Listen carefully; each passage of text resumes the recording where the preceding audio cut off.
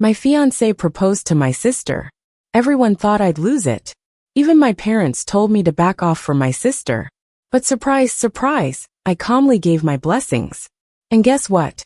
I announced my engagement to David, a dude from a filthy rich family. Oops. Enough with the drama.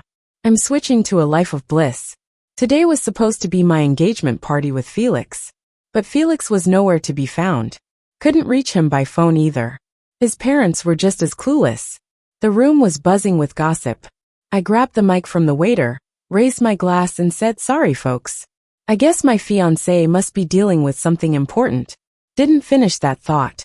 Felix showed up hand in hand with my sister Molly. They interrupted right at the door. "Truly sorry." Felix let go of Molly's hand and, looking all serious, pulled her into a hug. He walked up to me, hand extended. "Sorry about this." I put down my glass, gave him the mic, and stepped back. Felix nodded at me and faced everyone with a regretful look. "Everyone, and Carrie, I'm really sorry. Our engagement is off. Today. I want everyone here to witness. The only person I ever wanted to marry is her." He turned to Molly, dropped to one knee, and asked sincerely, "Molly, will you marry me?" Molly didn't reply. She looked at me, and then down at Felix as tears rolled down. It was obvious she felt terrible snatching her sister's engagement party like this. But Felix kept holding her hand, trying to reassure her. The guests, ready to leave, paused to watch. Whispers started spreading. Weren't these two families supposed to be engaged for ages? Now it's someone else? Molly hardly ever shows up, but what an entrance.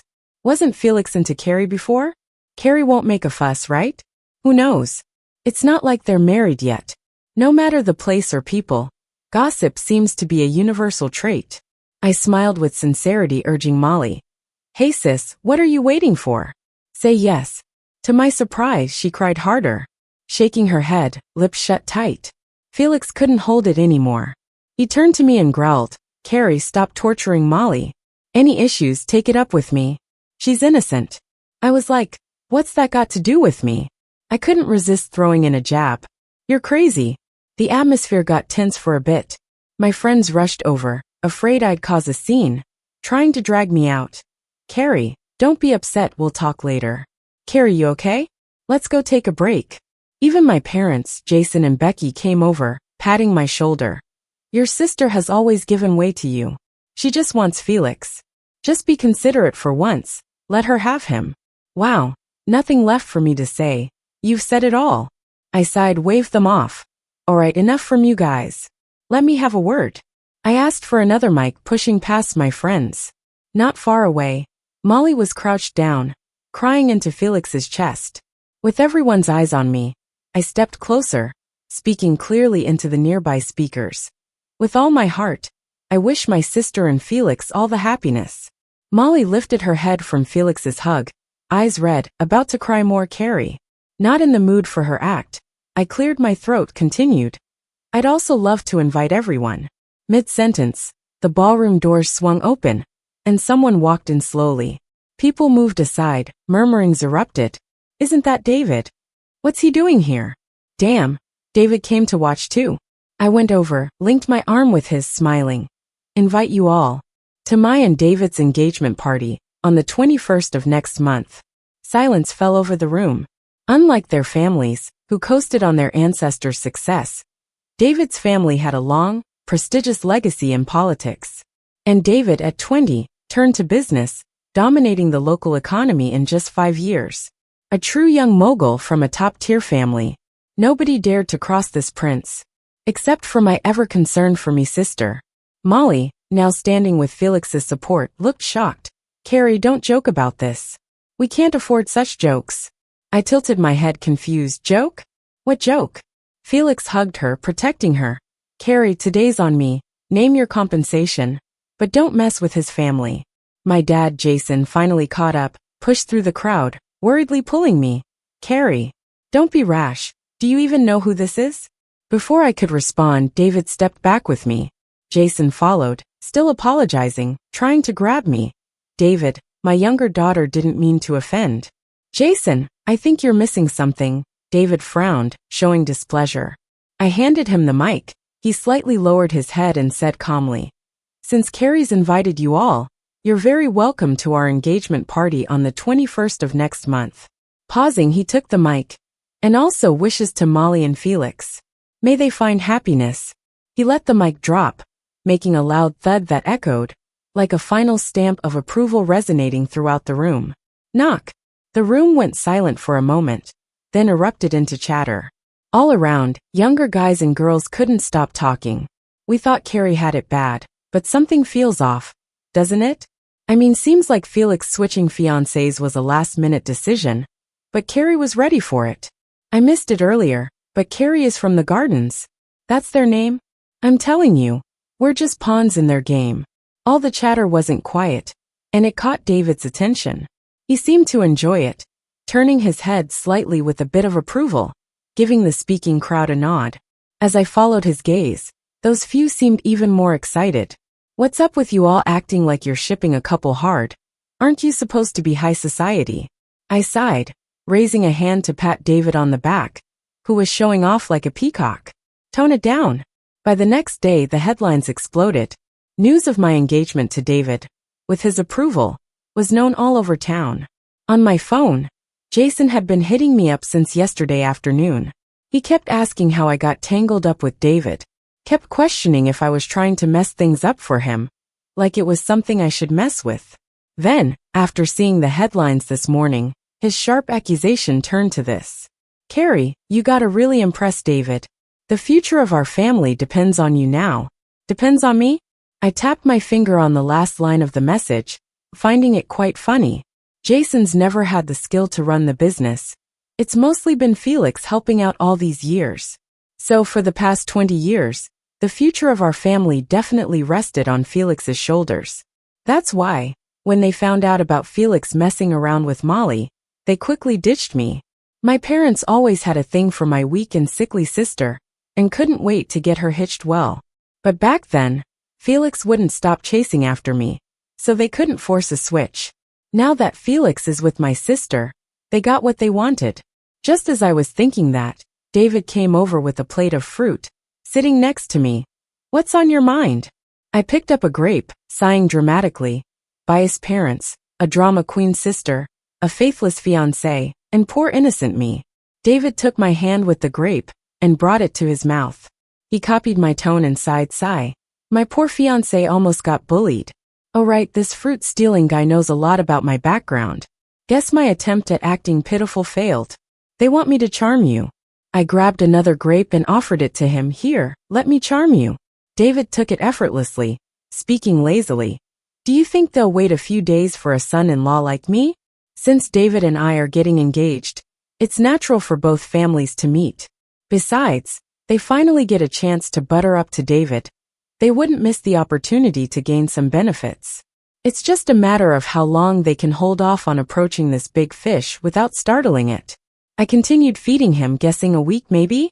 David turned his head, certain a day. The next day, David got stuck small talking in my parents' living room, while I headed back to my room to pack up and move into David's place. The door opened, and Molly came in carrying a cup of coffee, smiling warmly. Carrie, I ground this coffee myself for you to try. I glanced at the varied kiss marks around her collarbone. Molly wasn't even bothering to cover up anymore.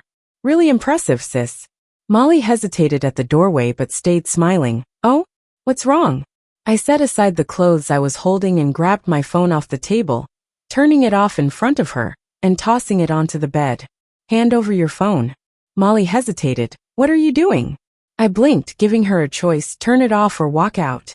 After a moment, the phone in Molly's bag that was recording got shut off. She closed the door too. Molly dropped her smile, speaking coldly.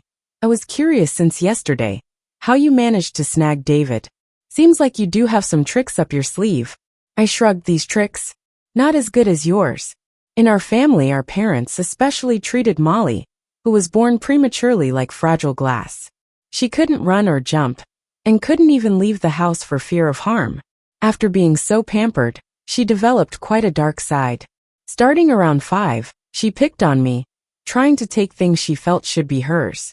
Things like extra attention from our parents, approval from teachers and peers, and my fiancé Felix.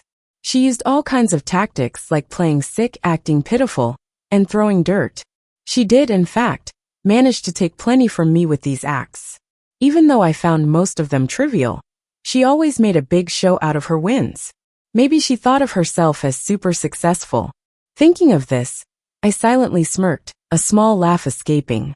Ignoring my comment, Molly took the coffee to her lips, casually sipping it. I spent 15 minutes grinding this, it's good. You sure you don't want to taste? I echoed her sentiment, yeah, shame. For a few seconds the room was quiet. She set down the coffee. You can't marry David. Why not? You're not good enough for him. I nodded and asked back, oh, are you? Molly's eyes flickered with panic at being called out. But she still tried to cover her intentions, pretending to give me sincere advice. David's out of your league, I'm looking out for you. Oh, the good old looking out for me line. I sat on the bed, pretending to think deeply for a moment. Is it that I'm not worthy, or do you just want him for yourself? Felix wasn't enough? Molly reflexively replied, Felix and I are truly in love. Then she paused, realizing something was off. She looked at me wide-eyed. Did you say you let me? My silly sister. I smiled, raising a finger, pretending to count. Didn't you claim true love between you and Felix? Let's see, when did it start? Was it the engagement party 2 days ago? Or all those secret meetings over the years? Or that night after college exams? Knock. Slam.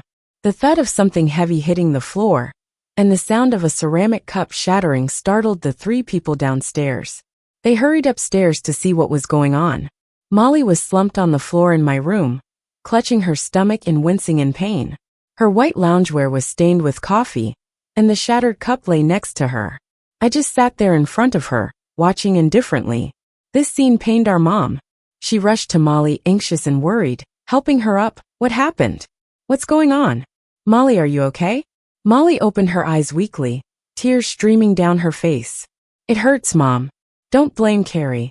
I just lost my balance. She didn't push me. Heartbroken for her eldest daughter, Becky looked furious. She was always concerned about maintaining the image of a lady of elegance. She didn't even care about the coffee on her hands as she pointed straight at me. Carrie, she's your sister. And she's carrying your nephew. How dare you push her? Getting more agitated, she almost got up, intending to slap me. But her legs gave out, and she ended up kneeling on Molly. Molly's crying paused for a moment. I held in the urge to laugh, keeping my expression in check. When people get embarrassed, they often try to look busy. Becky hurriedly moved off Molly, tears falling as she held Molly, yelling at my dad, Jason. What are you standing there for? Call a doctor. It's a sin, just a sin, Jason. Snapped back to reality by the shouting. Was frantically about to go downstairs to call for help. But David stood in the doorway, blocking him, and said calmly, hold on. Jason froze, both anxious and fearful. David, what are you doing? David just nodded in my direction. Everyone in the room turned to look at me. I slowly stood up from my seat, clapping my hands softly. You know what? My sister's best performance all these years is this one right here. But unfortunately today it's time for the curtain call. Becky didn't understand what I was doing. Worried about Molly, she shouted at me, her voice breaking a little. What nonsense are you spouting? Why are you stopping your dad from getting the doctor? Do you want to harm your sister and her unborn child? I furrowed my brows, covering my ears, and looked to David for help. He raised his hand, rapping his knuckle on the door to signal her to quiet down. Becky, don't worry. The last person in this room who wants something to happen to Molly isn't you. What? David stayed silent and I took over. If anything happens to Molly in my room, it costs me my whole life. I'm not that much of a martyr. Becky looked down at the devastated Molly in her arms, then back at me, confused. What are you trying to do? I picked up 2 phones from the bed, then went to the desk and grabbed David's phone hidden behind some books. I showed them the recording screen. Molly's crying stopped instantly, and I caught the obvious panic and fear flickering in her eyes. Our parents also held their breath, sensing something was off. My room had never been this quiet before. I didn't drag it out any longer. I turned on the projector and linked it to David's phone, starting the video from the beginning. In the video's initial minutes, I was the only one in the room folding clothes. Then Molly came in holding a cup of coffee. A few more minutes passed. I asked Molly, let me guess, when did it start being true love between you and Felix? Was it at the engagement party a few days ago? Or all those secret meetings over the years? Or the night after college entrance exams ended? Molly's face turned pale immediately. She took a couple of steps towards me, seething. What nonsense are you talking about? In the video, you could clearly hear my reply. Hotel room 107 on the 10th floor. I even helped you delete the footage of you two all over each other in that hallway. After hearing that, Molly turned around, picked up the coffee, and splashed it on herself. Her voice was cold, dripping with jealousy and spite. So what? That's what you owe me. Then, without even blinking, she smashed the coffee cup hard on the ground, skillfully avoiding the shards, and lay down, clutching her stomach and gasping. The noise brought everyone upstairs to open the door. The last few seconds of the video showed me walking towards the camera. The room fell into silence once again as the video ended. Becky's face froze, the pain turning into disbelief. Molly, you? Why? Jason's face turned red. He's prided himself on being a gentleman all his life, never raising his voice. But now he couldn't help but angrily berate Molly. What are you doing? Molly's tears kept flowing, and she shook her head, panicked, gripping Becky's hand tightly, so tight her knuckles were white. I just. Stop. I clapped my hands, cutting off their act. I'm just here to present the reality of things to everyone. I'm not interested in what happens next. David and I have things to do, so we'll be off. My words seemed to snap Molly out of it. She stood up, ignoring the shattered cup at her feet, trying to grab me. Carrie, you're doing this on purpose. You're trying to ruin me, take everything from me. You just want to hurt me. But before she could make a move, Becky stood up with her and yanked her back. Whack. Molly stood there stunned, disbelief written all over her eyes. Becky withdrew her hand, looking at the slowly appearing mark on Molly's cheek with pained eyes, muttering, "How did you become like this?" Molly was floored by the slap. Slowly, she raised a hand to her face, crying, staring at Becky, her default being deflection and playing the victim. You hit me for her? Mom, you've forgotten how many times I've endured everything for her all these years. I gave her everything. All I wanted was Felix. What did I do wrong? Becky faltered for a moment, her hand gripping Molly's, shaking. Mom just saw what you did just now. Molly shook her off, sneering. Saw what I did just now? I was only protecting my love in my own way. Mom, what about you? Are you really going to just side with Carrie without knowing all the facts? Becky shook her head, like she was about to say something. I couldn't hold it in and interrupted. All right. Big sis, you're always right. But I have just one question. Everyone in the room looked at me. I turned to Molly. Is this your first time getting slapped? How did it feel? Molly's face turned visibly blue, mixed with the red handprint on her cheek, making her look pretty funny. I laughed out loud. If you've got no words to share, that's fine. We've seen enough of the show. It's about time we headed out. The rest is up to them to deal with. I wasn't interested in sticking around any longer. Molly was ordered by Jason to go to her room. Jason and Becky awkwardly escorted David and me to the door. Just as I was getting in the car, Becky held onto the door and tugged at my sleeve. Carrie. I kept quiet while David, squinting, yanked me into the car and leaned over slightly, speaking earnestly. Becky, if Molly ever thinks about getting into showbiz, she can give me a call. He paused, dragging his tone with a light tease. After all, her talent seems out of the ordinary to me. Becky froze, hands clenched, staying silent. I glanced up at her, then looked away, waving a low-key goodbye. We're off, Mom. Somehow, that mom seemed to soothe Becky, and she forced a smile, waving back at me. All right. As the car door shut, the window blocked out the pain in her eyes. I finally exhaled. A late enlightenment is always late, I guess. Growing up, Molly pulled this kind of stunt way too many times. Since she was a kid, how could a child hide so well without a single mistake? But parents' hearts were biased from the start, with eyes and ears only open to what they wanted to see and hear. That entails ignoring my calls for help while supporting Molly, the seemingly more vulnerable victim, countless times. Thankfully, it's all in the past. And thankfully, I just stopped caring a long time ago. Back at David's house, I was ready to catch some extra shut-eye. A minor mishap last night had left me drained. Jason couldn't wait a single day. Once he confirmed the wedding with David was real, he couldn't resist calling, ordering us to bring David over for dinner the very next day. Everyone knew what that dinner was really about. I wasn't going to ruin my appetite at the table, so I dragged David over first thing in the morning, hoping to skip lunchtime. Thankfully, Molly didn't let me down. Her performance gave us a chance to slip out early. The spring sun was just right, perfect for a nap. But as soon as I lay down, someone restless sidled up. Tired, buried under the covers, my voice came out muffled, yeah. In the next second, I felt the bed dip beside me as David pulled me into his arms. Forced out of the blanket, I found myself face to face with his perfectly handsome features. You won't go back on your bet from yesterday, right? Bet. Oh, the bet about how long my parents would tolerate him as their son-in-law. I had boasted they could last a week, but, remembering what I'd promised, my ears involuntarily burned. Can we not talk about this in broad daylight? David squinted, a hint of playful threat in his voice. You won't go back on it, right? Of course not. Before I could finish, David sealed my words with his lips, swallowing them whole. I've never been able to resist David's kisses. When he finally let me go, my eyes brimmed with tears from shortness of breath. I'm tired, really tired. David nestled closer, lightly nibbling on my lower lip. I'll nap with you. Breathless, I feebly pushed him away. Go to your side. David obediently lay down beside me, sighing softly. Get some sleep. Rest well. And enjoy the show later. 3 days later, Felix announced he wanted to hold an engagement party with Molly. Invitations were sent to David. David slapped the invite into my hand, raising an eyebrow with a playful grin. Let's go watch the show. So that's what he meant by a show. I smiled, taking the invitation. Now this should be interesting. Outside the venue, the Maybach pulled up.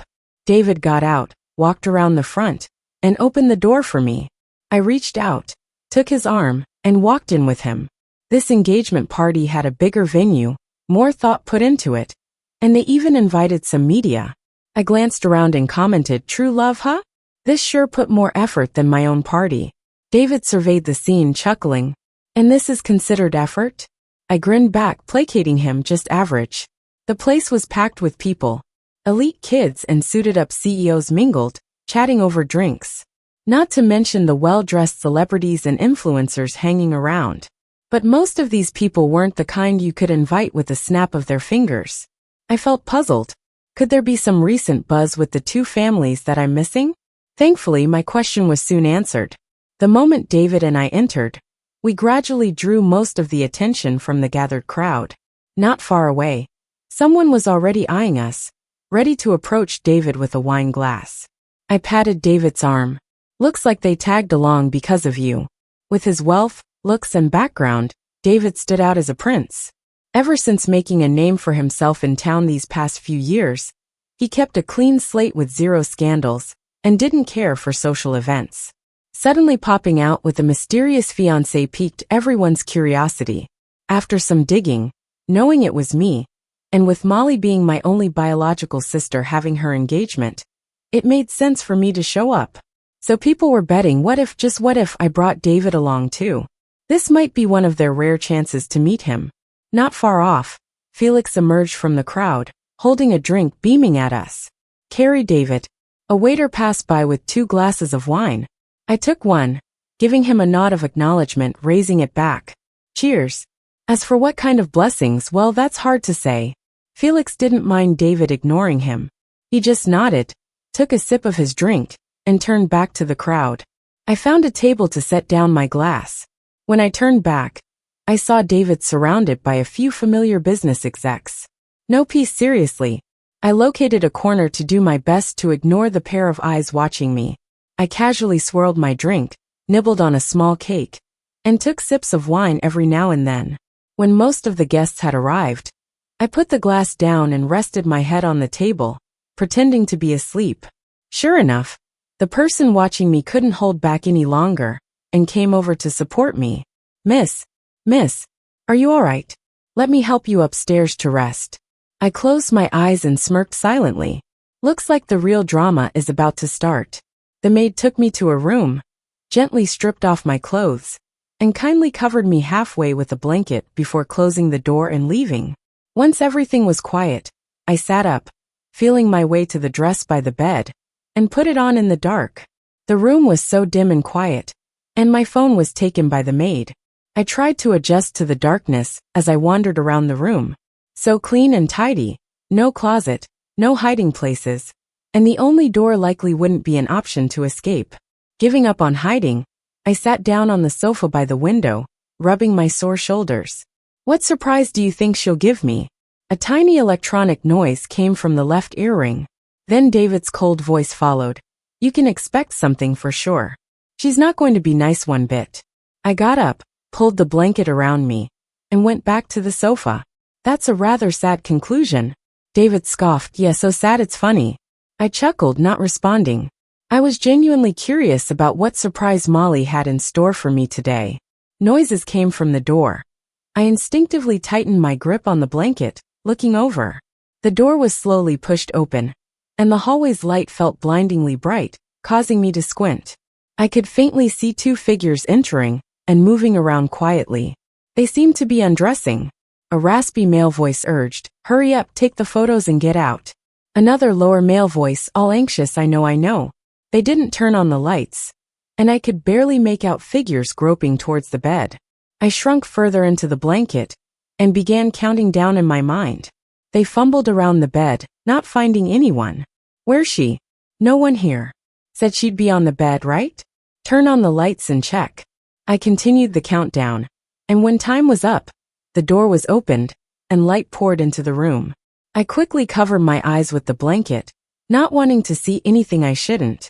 With the sound of a switch being flicked on, David spoke icily. "Oh, two gents hanging out here, snapping some artistic nudes?" The two men in the room were quickly dragged to the door by David's people. I was pulled from the blanket by David, carried out of the room. Two men, just hastily putting on waiter outfits, kneeled at the door, one with a small camera around his neck. Turning to David, I asked, "Who sent you?" They exchanged glances for a few seconds before speaking. "It was Molly. She wanted us to take some scandalous photos of you, specifically requesting your full face be visible." "Carrie, we were just doing a job. Might you and David?" I smiled politely and walked away. "David, call the police." Molly had become accustomed to being above me for the last 20 years. That day when I threw her off balance at home, making her move out that very night, there's no way she'd let it go and leave me in peace. As expected, she showed no kindness to me. Downstairs, the wedding banquet was in full swing. At the end of the runway, a big screen was displaying Felix and Molly's childhood sweetheart moments. Oddly enough, many scenes included me, and some photos were taken when Felix was courting me. Who knows when Molly found an excuse to capture those moments with him, now turned into their exclusive sweet memories. Quite amusing. In a side corner on stage, the pianist played the wedding march, wrapping the venue in melodic blessings. David followed behind me, wrapping his arms around. "She should appreciate your return gift." Looking down at Molly's beaming smile, I sighed. I wasn't planning on giving her anything. It's a shame my sister has always been naive, insisting on blazing forward without considering leaving an out for herself. Maybe it was my indulgence over the years, making her so foolish. The photos on the big screen transitioned to their engagement shots. The host gestured for Molly and Felix to step onto the stage. Holding hands, they walked over, smiled at each other, and turned to the crowd about to speak. Right then, from the speakers beside the big screen, came the recording of my conversation with David. It wasn't bright, but the voices were clear. It was my recent low-voice query to David's earring bug. "What surprise do you think she'll bring me?" Leading up to when one waiter-ish man revealed, "Molly had us photograph you misbehaving with another man, and specifically asked for your full face." On stage, Molly's face turned ashen as she dragged Felix to shut off the monitors. "Who's controlling this? Shut it down.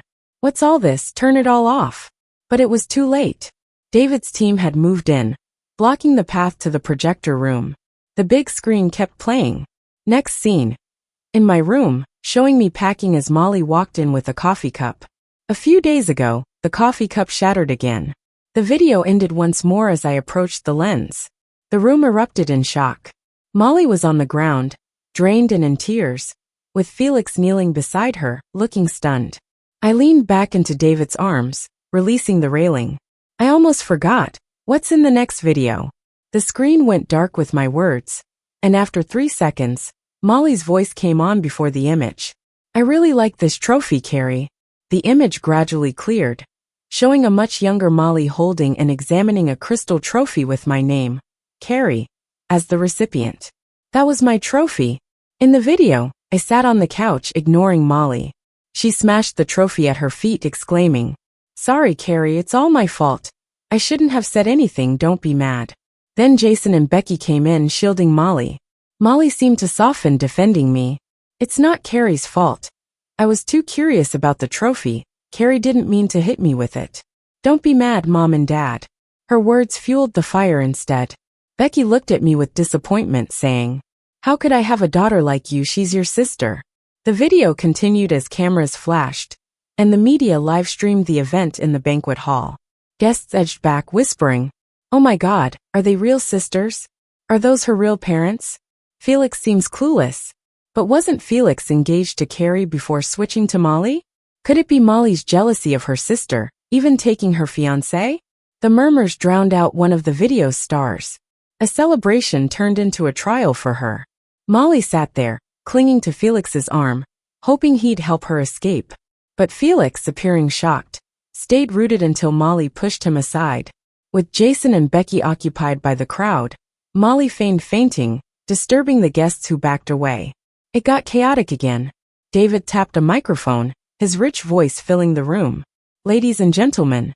People looked around, finally seeing David and me on the second floor. He handed me the mic. I glanced at the screen, speaking calmly. I hope today's show didn't disappoint. Then I looked at Molly, whose makeup was ruined as she pretended to stay unconscious. I wondered aloud if my sister was satisfied. Molly, the sister coddled, self-important yet naive, was finally shaken by Felix and looked up at me frantically. "Carrie, is it you? Have you lost it? You're pushing me." I finished her thought. "Pushing you to your death?" Molly stood there baffled. "What?" I chuckled, genuinely amused. "Isn't this what you've been telling me for the past 20 years? Every time I achieved something, Molly pulled me aside. I'm so envious, Carrie. You're healthy, vibrant, achieving honors. I'm happy for you. But Carrie, why do you get everything when we're both mom's daughters? I'm miserable, stuck at home with restrictions." She'd break my trophies, rip my accolades, saying, "You're so good you take everything," making my existence feel wrong. "You're always driving me to death, Carrie." But it was all talk. She didn't treat me like family, more like a rival. I sighed. Molly, with your attitude, why do you think I'd be a good sister?" Sometimes I do wonder about having a sharp piece of glass too. The live stream continued at the venue's edge. I swallowed my words, pausing. After all, it's my sister's engagement party. David's secretary brought over a box to Jason and Becky. I softened my tone. I had a different gift planned. Inside was the title to a villa and a contract. Someone exclaimed, "Isn't that David's resort?" Yes, it was David's, and not something easily bought or stayed in. What a generous gesture from Carrie. Just as Jason reached for it, the box closed. I smiled apologetically. This was a gift. Now it must serve as a consolation. It's rightfully yours. The box was handed to Jason's secretary. Becky, tears streaming without me acknowledging her, whispered, "Carrie." I ignored her regret, focusing on Molly instead, echoing my childhood apologies in sincere tones. "Sister, I'm sorry. This kind of situation is not gonna happen again. I once apologized because as a kid, I valued the bond with my sister. I decided to give up my honor to protect her sensitive and fragile heart.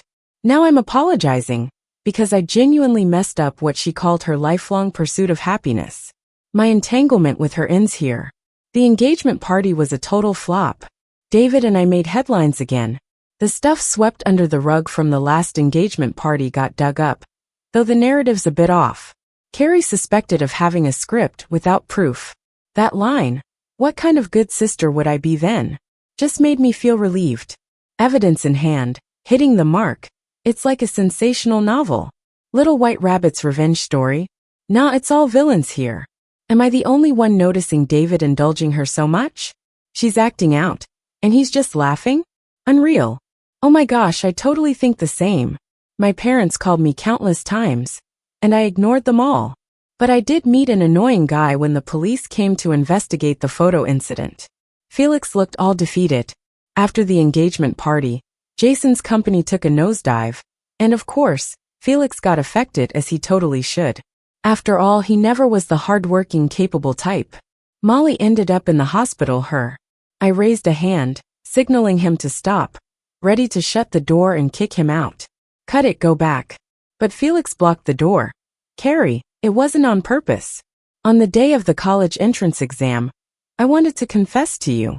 I got drunk. I don't know why it ended up being Molly. I stayed behind the door, not wanting to even look at him. So that's what you care about. You've had enough, Felix. Not even counting how many times you've messed around these years. I stretched out my words. Did you ever wonder why Molly was the one to see you that night?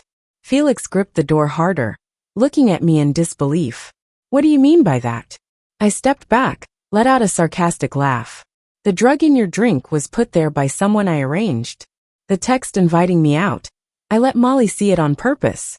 And the room you two messed around in, I arranged that for you both. You? Why? We had an engagement, I raised my hand again, waving dismissively, clearly unhappy. Why can't you get it? I'm truly baffled why you've clung to me since forever. Felix froze on the spot. Memories of dodging him countless times as a teenager came flooding back. He looked heartbroken, almost shattered. I liked you so much. And what does that have to do with me? I sneered. Don't you get it? I've hated you from the start. I never liked you. The thought of having to marry you kept me up at night. Being forced into the role of Felix's fiancé and stuck by him was the worst time of my life. I just handed you back to Molly, like I always said I would. I wish you both a happy ending. After the engagement, their families broke ties, and the engagement was completely shattered. To avoid being dragged down, the companies cut ties just in time, and Felix's company was barely affected. But one already infested with rot collapsed overnight. Jason and Becky disappeared from the public eye. Molly was diagnosed with mild delusions and severe depression, and stayed at a countryside sanatorium. David brought back the 2 wedding presents given away at the party untouched. Jason's house got seized, and David bought the company. Facing hefty compensation, with no way out, they used the villa I gave as collateral. Repaying the kindness of raising me, the bond of sisterhood is hard to sever. This is the only gift I've given them, and their last avenue. Settling old scores, I finally have some downtime. Little did I expect. Invitations from wealthy families started piling in for me to visit. But we all know their real intentions. They're interested in the man behind me. Thankfully, David turned them all down for me, taking me back to the old family house. In the house, on a steady-colored sofa, David's grandmother, with a head full of silver hair, glared at me. Oh, who's this girl? I don't recognize her. She said this while tapping her cup on the table, turning her head away from me. I hurried over, holding on to her. Grandma, it's me, Carrie. Look at me again. I refuse to believe you don't recognize me. Who's Carrie? I don't recognize you at all. David's grandma snorted, still not looking at me. I moved to her other side, affectionately holding her. You must recognize me. Grandma always said she liked me the most. Don't be mad, Grandma. I was just busy dealing with some annoying folks these past few days. But now I'll have more time to be with you. After the explanation, Grandma affectionately held my hand, turning to glare at David. Carrie's in trouble, and you don't even bother to help? David shrugged and plopped down on a single couch nearby. Doesn't look like she needs my help.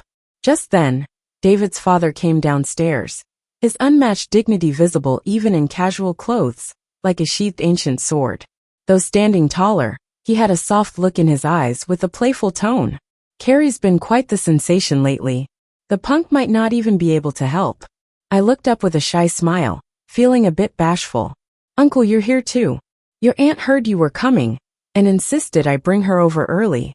In a simple but elegant dress, David's mom followed behind his dad downstairs, her tone gentle. It's me. I just thought we'd have a family meal. It's a good time for Carrie to come with me to check out some engagement dresses. Grandma heard this and gently patted my head. Without realizing it, the little girl has grown up. I nodded along with the pressure of her palm, feeling a bit emotional too. Yeah. From when I first met David at 15, it's been 10 years now. Compared to that gloomy house, this old home feels more like my real home.